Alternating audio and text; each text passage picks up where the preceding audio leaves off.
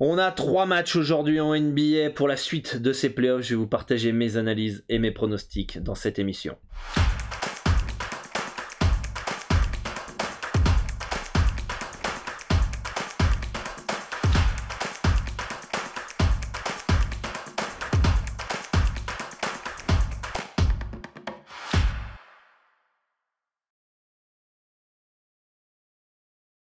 Et voici le programme qui nous attend aujourd'hui. Les matchs 2, c'est parti dans ces playoffs et ce premier tour à l'Est comme à l'Ouest avec les Sixers qui reçoivent Toronto, Dallas qui reçoit Utah et Golden State qui reçoit Denver. C'est un gros programme qui nous attend et la vidéo va être constituée en plusieurs parties. Les résultats des pronostics en partie 1 de l'émission d'hier, les pronostics du jour dans la deuxième partie et les performances joueurs dans la troisième partie.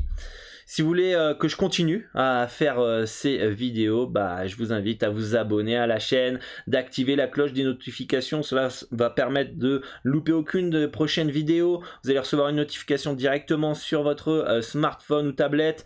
Likez la vidéo, ça aide à référencer la chaîne YouTube pour permettre d'aider un maximum de parieurs. Laissez en commentaire aussi vos pronostics, aussi l'engagement via les commentaires. C'est vraiment important pour soutenir la chaîne. Et puis n'hésitez pas à partager si cette vidéo vous a aidé à vos amis parieurs afin de les aider au maximum sur vos différents réseaux sociaux. Qui suis-je pour ceux qui ne me connaissent pas? Je suis Dorado, expert en paris sportif, spécialiste de basket sur plus de 50 championnats et notamment précisément sur les handicaps. Ça fait 10 ans que j'aide les parieurs à remplir leurs objectifs dans les paris sportifs. Ça fait 7 ans que je vis déjà au Mexique pour vivre de ma passion et je suis fondateur de basket-pronostic.com où vous pouvez retrouver l'ensemble de mes pronostics sur le site. Si la législation vous le permet dans votre pays, je vous conseille vraiment d'ouvrir un compte sur PS3838 via le meilleur broker au monde, Asian Connect. C'est le plus fiable ouvrir un compte sur PS3838 va vous permettre d'accéder à de meilleures cotes et augmenter vos gains pour la même mise. Ça, c'est très important pour gagner de l'argent dans les paris sportifs sur le long terme. Ce n'est pas pour rien que c'est le bookmaker des parieurs professionnels puisqu'il ne limite en plus pas les gagnants. Donc dans les commentaires épinglés, je vous mets un formulaire à remplir. Voilà, ça prend quelques secondes. Je vous mets un petit tuto vidéo, vous allez voir, c'est très simple. En plus, en laissant votre numéro sur le formulaire, vous serez contacté via WhatsApp en français par un membre de l'équipe d'Asian Connect pour vous accompagner pas à pas. Vous allez voir, c'est très simple. Il y a plein de Français et de francophones qui ont créé leur compte sur PS38 depuis des années. Si vous souhaitez progresser dans les paris sportifs, je vous propose 15 étapes pour gagner de l'argent en pariant la NBA sur 2 semaines. Je vous explique comment j'analyse, comment je détermine un handicap, comment je détermine une stratégie, les outils, les sites que je peux utiliser pour analyser. Bref, vous allez recevoir un mail par jour pendant une quinzaine de jours pour progresser dans les paris sportifs. Il y a déjà plus de 1500 parieurs qui sont inscrits à cette formation. C'est totalement gratuit, le lien est dans la description. Vous avez juste à laisser votre email et vérifier évidemment vos spams. Donc si vous êtes motivé, je vous invite fortement à le faire. Je vous invite aussi à rejoindre le Telegram. On est plus de 2800 parieurs dessus. Vous avez du contenu exclusif. C'est vraiment le moyen où je communique le plus. C'est le réseau social où je communique le plus. Conseils, notes audio, des pronos, des sondages, des alertes, les nouveautés, etc. Pareil, le lien est dans la description. Voilà, on va pouvoir partir sur les résultats de l'émission au niveau des conseils qu'on a pu donner et les résultats NBA tout court. Donc on a Miami qui met la branlasse face à Atlanta 115-91. Boston qui s'impose à la dernière seconde dans un énorme match 115-114 sur un tir au buzzer de Jason Tatum. Le conseil qu'on avait proposé c'était Boston Celtics moins 1,5 625, ça échoue à rien, à 0,5 points et c'est dommage, on manque de réussite puisque les Celtics sont menés de 15 points dans le troisième quart-temps, mais sont écroulés complètement dans le quatrième quart-temps en perdant de 10 points sur les 12 dernières minutes. Chicago qui résiste face aux Bucks de Milwaukee. On avait conseillé Chicago plus 10,5 1,91. Ça passe 93-86 dans un petit score. C'est les playoffs. Et enfin, Phoenix face à New Orleans qui s'impose les Suns facile 110-99. Attention, je vais vous partager des conseils, préférence sur chaque match pour vous aider à faire vos pronostics ou vous permettre de confronter vos analyses aux miennes.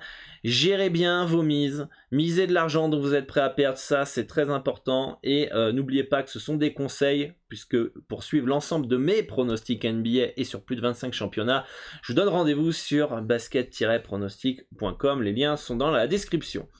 On part sur la première rencontre, les Sixers qui reçoivent pour le match 2 les Raptors et des mauvaises nouvelles du côté de Toronto avec Scottie Barnes qui est très incertain, tout comme Gary Trent Jr. Et c'est deux joueurs très importants, deux joueurs qui apportent offensivement du côté de Toronto. En face, les Sixers sont au complet. Je vois pas forcément les Raptors s'imposer à Philly.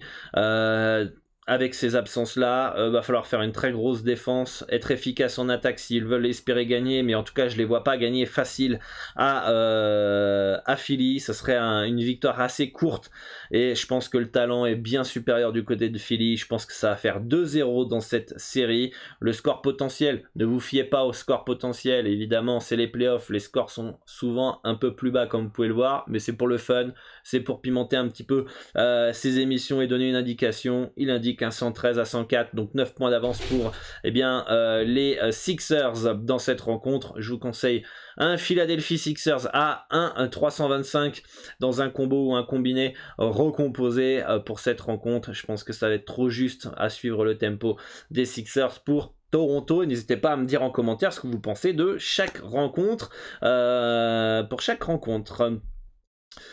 Dallas face à Utah, grosse absence encore une fois, Luka Doncic qui est très incertain, Woj a déclaré que ça serait très peu probable de voir Doncic dans ce game 2.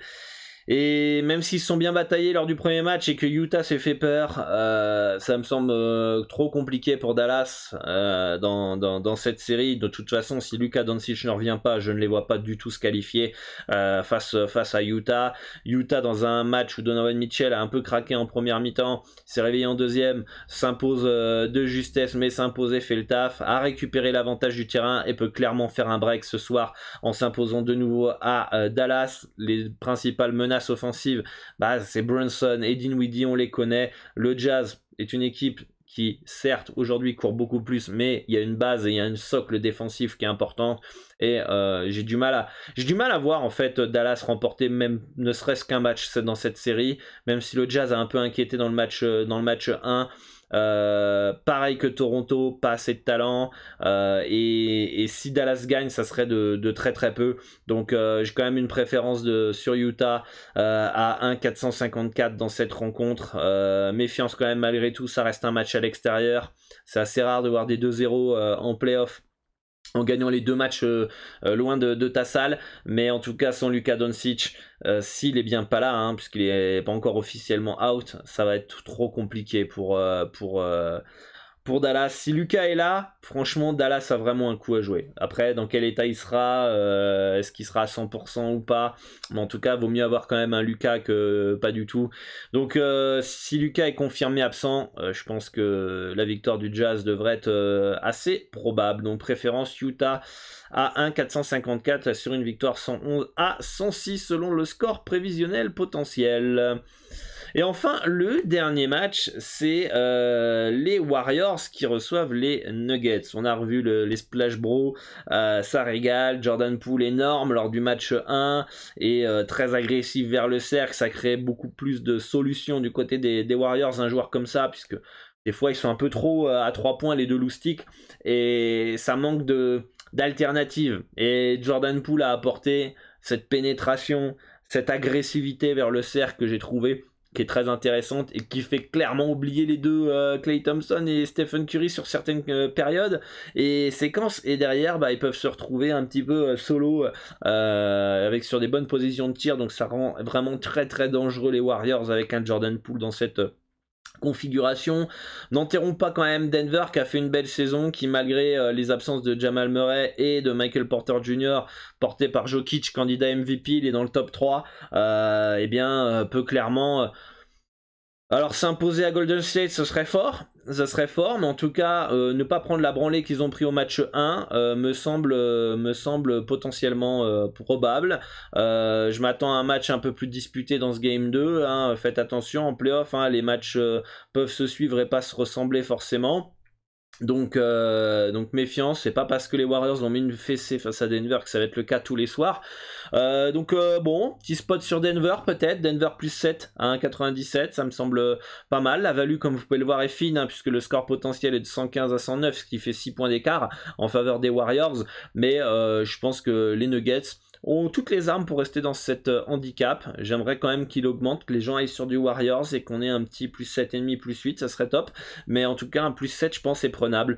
Donc voilà pour cette rencontre, les amis.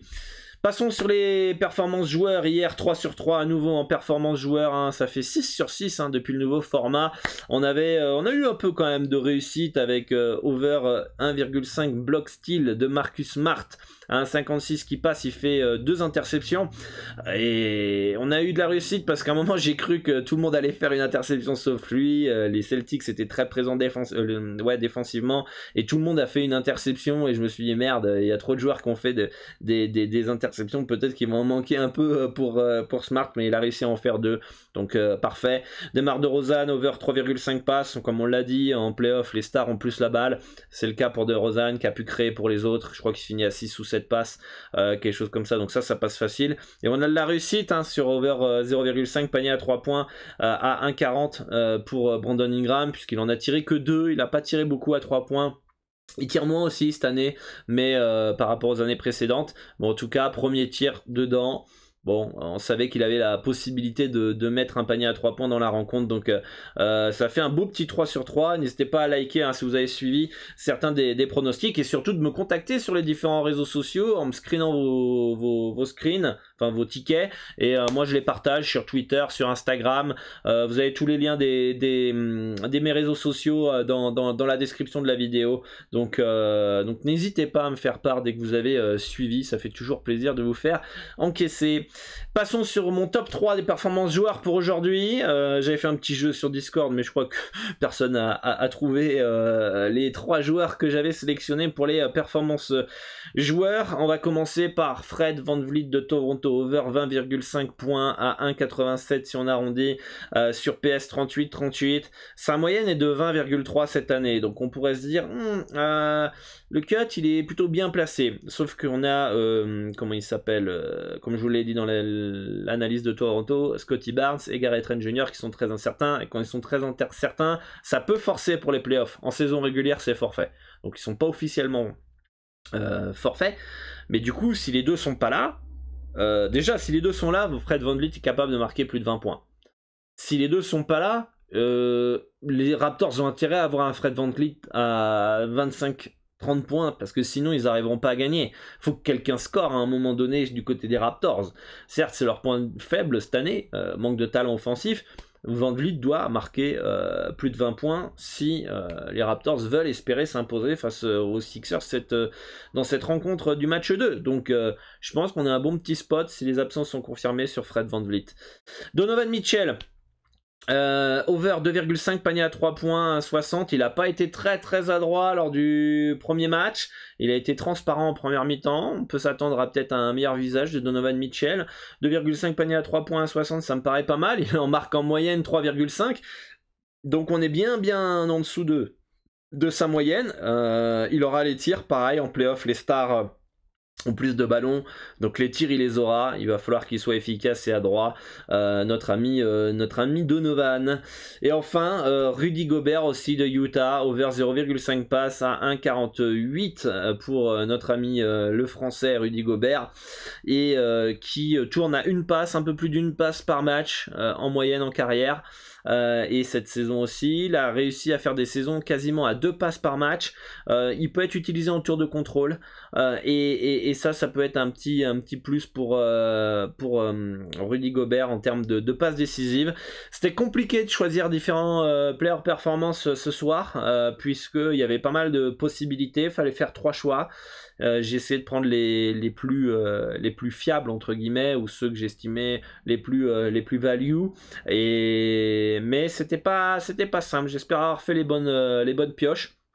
Mais je pense qu'il y a la place, encore pour faire un petit 3 sur 3 ce soir. Donc dites-moi en commentaire si vous êtes plutôt ok sur ces performances joueurs, et si vous avez détecté d'autres performances joueurs aussi pour cette soirée NBA. Voilà, si vous voulez suivre l'ensemble de mes pronostics sur les différents championnats, pas seulement NBA, je vous invite à vous rendre sur basket-pronostic.com pour rejoindre le club privé et suivre l'ensemble de mes bets. Les liens sont dans la description. Et enfin, merci pour votre attention. Si vous voulez échanger avec l'ensemble de la communauté, avec 4000 parieurs, moi-même, sur le foot, le tennis, le basket, le rugby, vous aider à faire vos analyses, vos pronostics, n'hésitez pas à le rejoindre, le lien est aussi dans la description. Il y a des challenges aussi pour vous faire progresser, des conseils, des tutos, bref, on vous attend nombreux sur le Discord, le lien est aussi dans la description. Voilà, bonne chance à tous les amis, merci pour votre soutien, et on va pousser pour les différents bets, et je vous souhaite bonne chance à tous et à demain pour une nouvelle émission. Ciao ciao.